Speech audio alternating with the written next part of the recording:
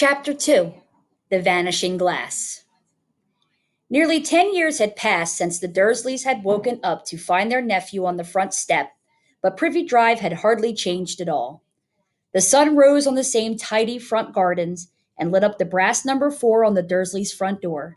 It crept into their living room, which was almost exactly the same as it had been on the night when Mr. Dursley had seen that fateful news report about the owls.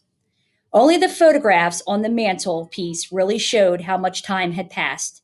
10 years ago, there had been lots of pictures of what looked like a large pink beach ball wearing different colored bonnets, but Dudley Dursley was no longer a baby. And now the photograph showed a large blond boy riding his first bike on a carousel at the fair, playing a computer game with his father, being hugged and kissed by his mother.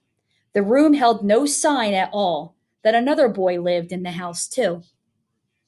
Yet Harry Potter was still there, asleep at the moment, but not for long.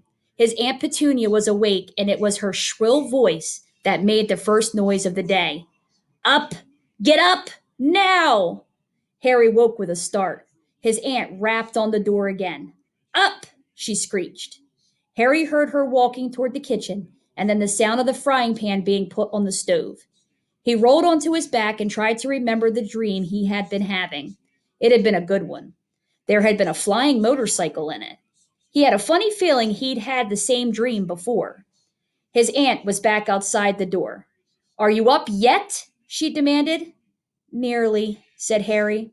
Well, get a move on. I want you to look after the bacon, and don't you dare let it burn. I want everything perfect on Dudley's birthday. Harry groaned. What did you say? His aunt snapped through the door. Nothing, nothing. Dudley's birthday. How could he have forgotten? Harry got slowly out of bed and started looking for socks. He found a pair under his bed, and after pulling a spider off of one of them, he put them on.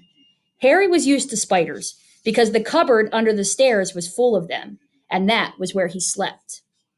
When he was dressed, he went down the hall into the kitchen. The table was almost hidden beneath all Dudley's birthday presents. It looked as though Dudley had gotten the new computer he wanted, not to mention the second television and the racing bike. Exactly why Dudley wanted a racing bike was a mystery to Harry, as Dudley was very fat and hated exercise. Unless, of course, it involved punching somebody. Dudley's favorite punching bag was Harry, but he couldn't often catch him. Harry didn't look it, but he was very fast. Perhaps it had nothing to do with living in a dark cupboard, but Harry had always been small and skinny for his age. He looked even smaller and skinnier than he really was because all he had to wear were old clothes of Dudley's, and Dudley was about 4 times bigger than he was. Harry had a thin face, knobbly knees, black hair, and bright green eyes. He wore round glasses held together with a lot of scotch tape because of all the times Dudley had punched him on the nose. The only thing Harry liked about his own appearance was a very thin scar on his forehead that was shaped like a bolt of lightning. He had had it as long as he could remember, and the first question he could ever remember asking his Aunt Petunia was how he had gotten it. In the car crash when your parents died, she had said, and don't ask questions. Don't ask questions. That was the first rule for a quiet life with the Dursleys. Uncle Vernon entered the kitchen as Harry was turning over the bacon. Comb your hair, he barked, by way of a morning greeting. About once a week, Uncle Vernon looked over the top of his newspaper and shouted that Harry needed a haircut. Harry must have had more haircuts than the rest of the boys in his class put together. But it made no difference. His hair simply grew that way, all over the place.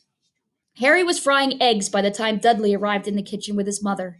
Dudley looked a lot like Uncle Vernon. He had a large pink face, not much neck, small, watery blue eyes, and thick blonde hair that lay smoothly on his thick, fat head. Aunt Petunia often said that Dudley looked like a baby angel. Harry often said that Dudley looked like a pig in a wig.